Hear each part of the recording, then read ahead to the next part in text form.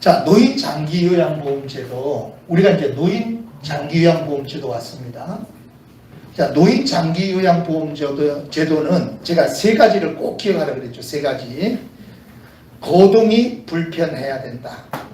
그러니까 누가 보험 혜택을 받을 수 있느냐? 거동이 불편해야 된다. 다른 말로 일상생활 수행 능력이 없는 사람, 혼자서 일상생활을 할 수 없는 사람, 이런 사람이 보험 대상자가 되는 거예요.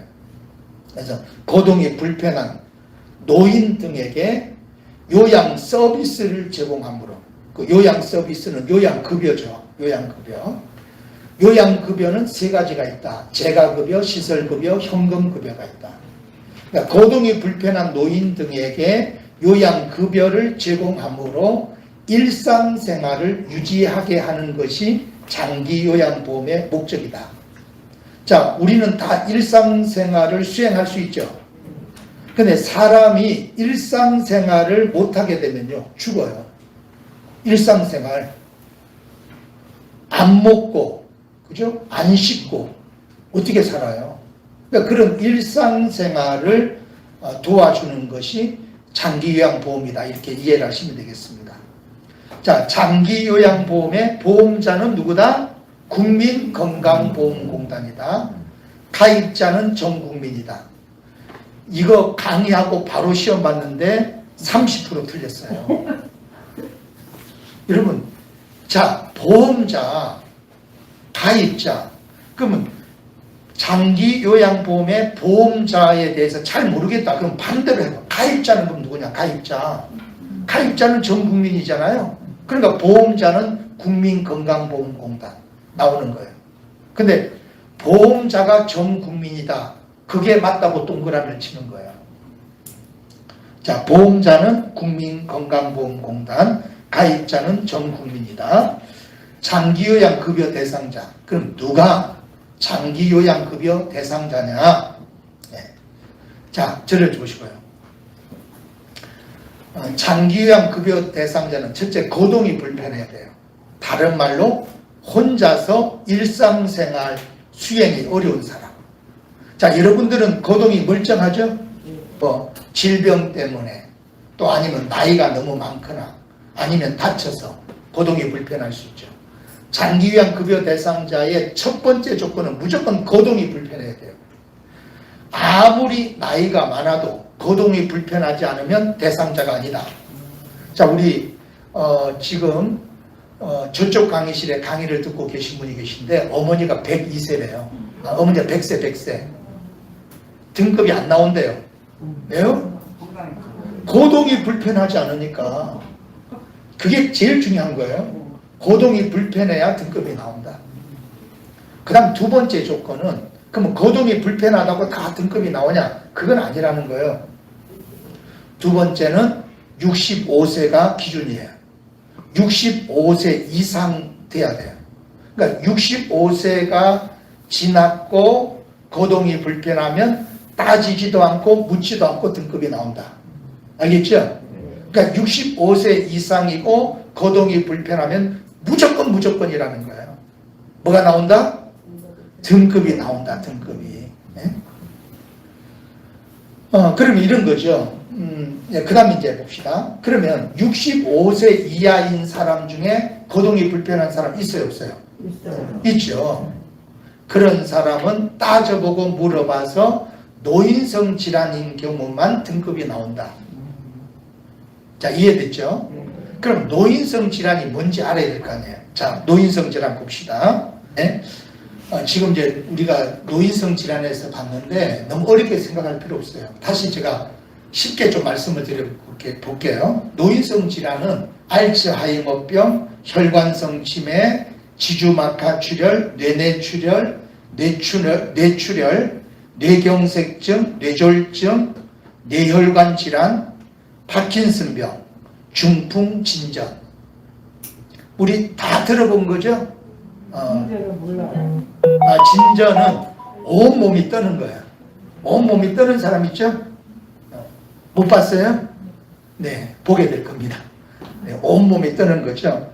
뭐 지주막하 출혈도 아주 미세한 뇌출혈이다 이렇게 좀 이해하시면 될 것 같습니다. 네, 이런 게 있으면은 이제 이게 노인성 질환인데, 자 그러면 그 결핵은 노인성 질환이 아니죠. 그런데 신체 활동이 어렵죠. 신체 활동이 어렵다는 것은 거동이 불편하다는 얘기죠. 그런데 나이가 몇 살이에요? 70세. 그러면 등급 대상자? 등급 대상자다. 등급 대상자. 왜요? 자, 거동이 불편하면서 65세 이상이면 따지지도 않고 묻지도 않아요. 그러니까 결핵, 노인성 질환은 아니에요. 근데 65세 이상이니까 따지지도 않고 묻지도 않고 등급이 나오는 거죠. 자, 이해되셨어요? 그러니까 첫째는 거동이 불편하잖아요. 그죠? 신체 활동이 어렵다. 그런데 나이가 몇이냐? 70세다. 그러니까 따지지도 않고 묻지도 않고 등급이 나왔죠.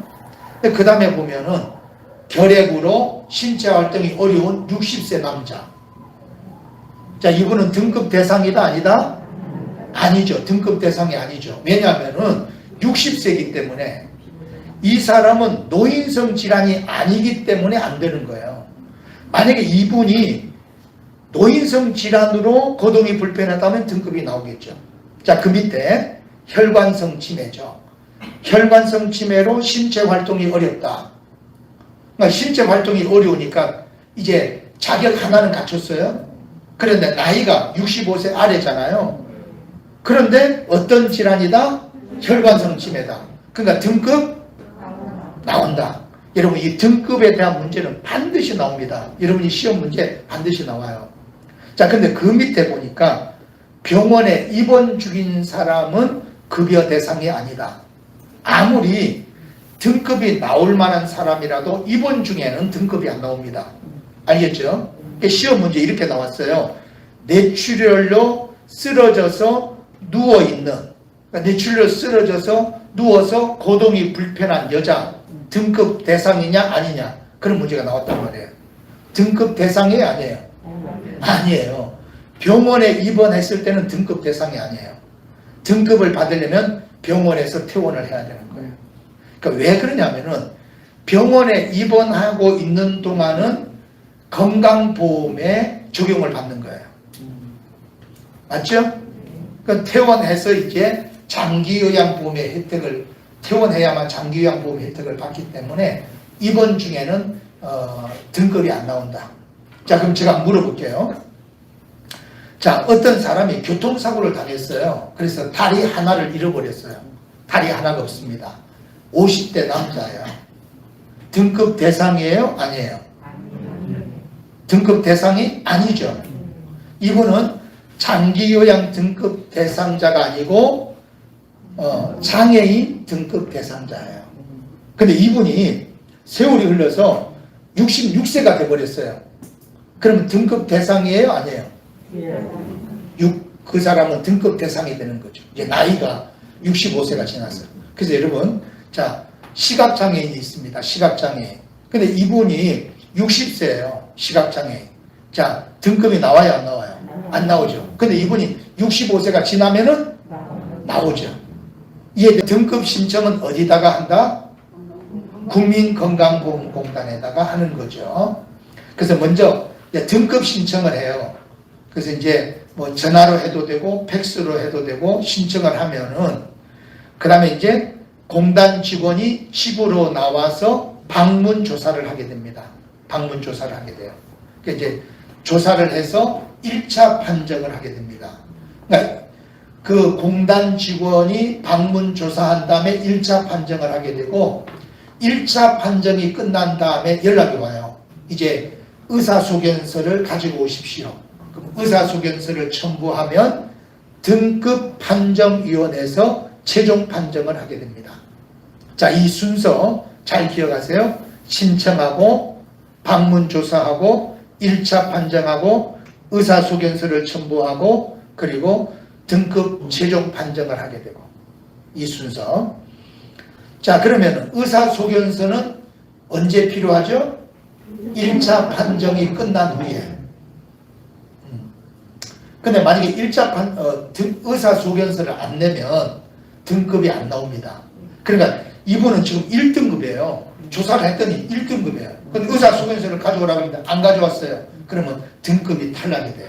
의사소견서를 반드시 첨부해야 된다. 자, 36페이지 보면 자, 그럼 36페이지에 보니까 인정 신청을 누가 할 수 있느냐? 등급 신청을 누가 할 수 있느냐? 본인이 할 수 있고 가족이나 친족, 이해 관계인 공무원 이런 사람이 할 수 있습니다. 여러분이 여기서 주의해야 될 것은 요양보호사는 할 수 없습니다. 아시겠죠? 근데 그 말은 뭐냐면은 장기 요양기간 종사자는 등급 신청을 할 수 없다 이런 얘기예요.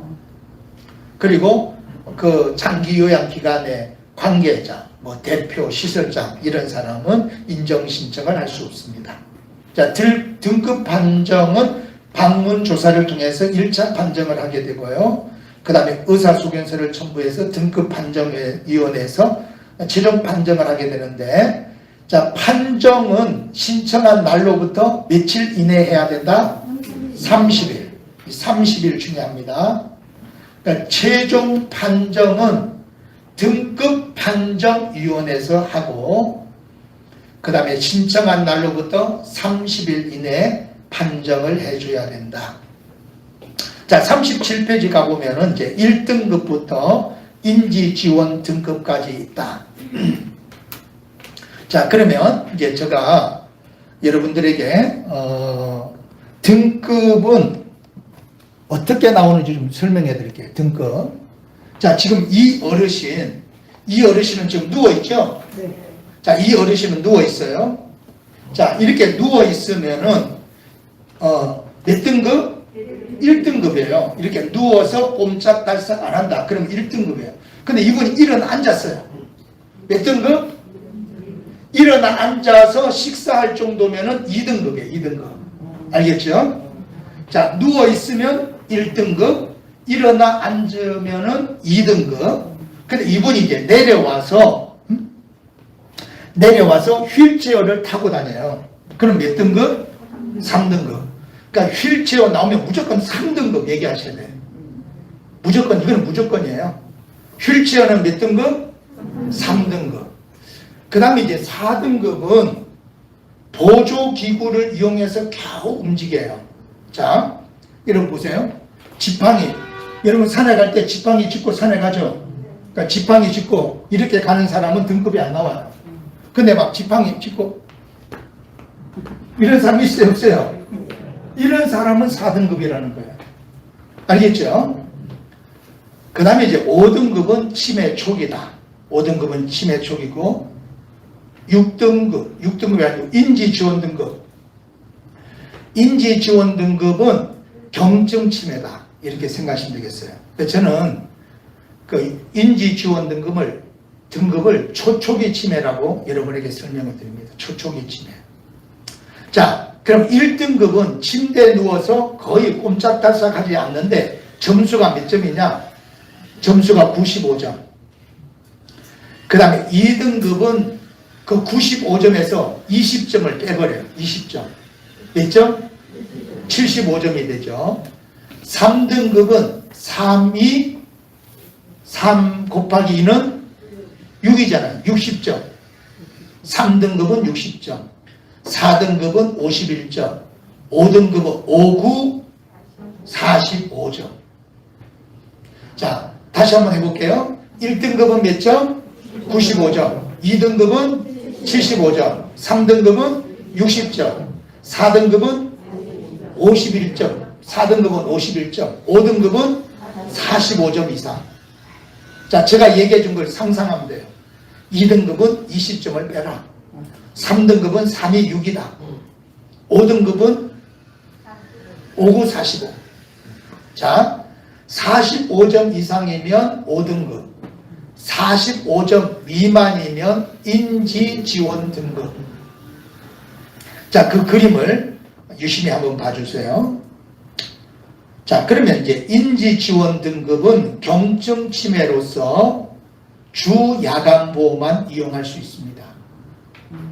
인지지원 등급은 받을 수 있는 급여가 주야간 보험만 이용할 수 있어요.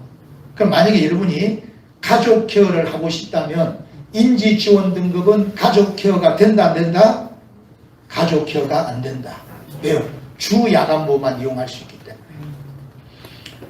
자, 그 다음에 5등급이 있어요.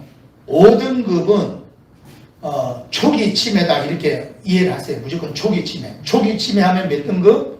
5등급. 5등급. 45점 이상. 그 5등급은 그러니까 인지활동 프로그램을 진행해야 돼요. 그러니까 5등급 대상자는 반드시 인지활동 프로그램으로 서비스를 제공해야 되는데 그 인지활동 프로그램을 진행할 수 있는 사람은 치매 전문 교육을 받은 사람만 가능하다. 일상생활 수행 동작이 나와요. 뭐냐면 일상생활 수행 동작 평가 항목이에요. 이 말은 뭐냐면은 이 사람이 혼자서 일상생활을 할 수 있는지를 평가하는 항목이라는 거예요. 자, 그럼 이 사람이 혼자 일상생활을 할 수 있는지 평가하니까 어때요? 옷을 벗고 입는지, 세수를 혼자 할 수 있는지, 양치질 할 수 있는지, 목욕하는지, 식사할 수 있는지, 체위 변경하는지, 일어나 앉는지, 화장실 사용하는지 이런 걸 물어보는 거예요. 근데 이제 시험 문제 이렇게 나왔습니다. 다음 중 일상생활 수행 동작 평가 항목으로 옳은 것은 이렇게 나왔단 말이에요. 그게 노래 부르기가 나왔어요. 노래 부르기. 맞는 거예요? 틀린 거예요? 틀린 거죠. 여러분 누워있는 사람도 노래 불러요. 그죠? 그거는 평가 항목이 아니에요. 또 치매 검사. 치매 검사. 아니죠. 반찬 만들기. 아니죠. 아시겠어요?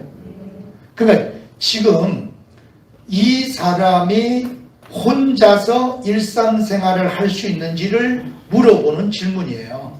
그러니까 거기에 뭐 치매 검사, 노래 부르기, 반찬 만들기 이런 게 나오면은 틀린 답이에요. 근데 우리가 나중에 여러분이 배웁니다. 일상생활 지원 서비스 중에 하나가 뭐예요? 취사, 청소, 세탁이에요. 그러니까 반찬 만들기가 일상생활 지원 서비스예요. 그러니까 이거하고 그걸 혼동해가지고 반찬 만들기 하니까 이게 답이다 그러고 찍어버려요. 38페이지로 갑니다. 38페이지. 자, 38페이지 보니까 판정 결과 통보죠. 예, 등급이 나왔어요. 그러면 이제 결과를 이제 통보하게 되는데 국민건강보험공단에서는 등급을 받으신 분에게 장기요양인정서 줄을 끄세요. 장기요양인정서와 표준장기요양이용계획서를 줍니다. 공단에서는 장기요양인정서와 표준장기요양이용계획서를 줍니다. 그럼 이제 장기요양인정서에 그 장기요양 인정 유효기간이 있어요. 그러니까 이런 인정서를 줄 때 그 유효기간은 1년이에요. 자, 1년인데 이제 그 1년이 지난 다음에 이제 갱신 신청을 해야 되잖아요. 유효기간이 끝났기 때문에 갱신 신청을 해야 되는데 그럼 갱신 신청은 언제부터 하는 게 좋을까요? 네? 그래요. 벌써 얘기 다 하셨네. 90일 전부터 30일. 그러니까 적어도 30일 전에는 해라. 왜 그렇죠? 신청하면 30일 걸리니까 적어도 30일 전에 해라. 그리고 최고 90일 전부터 90일 전부터 30일 전까지 갱신 신청을 하는데 이제 동일 등급이 나왔을 때 자, 1등급인데 1등급이 나왔어요. 그러면 유효기간이 몇 년으로 늘어나요? 4년으로 늘어납니다. 2등급에서 4등급까지는 3년으로 늘어나요. 그 다음 5등급과 인지지원 등급은 2년으로 늘어납니다. 그러니까 유효기간이 늘어나는 거죠. 이것도 시험에 나온 적이 있습니다. 그러니까 1등급인데 1등급이 나오면 유효기간이 4년, 2등급에서 4등급까지는 3년, 5등급과 인지지원 등급은 2년 이렇게 나옵니다. 자, 자 오늘 수업은 여기까지 할게요.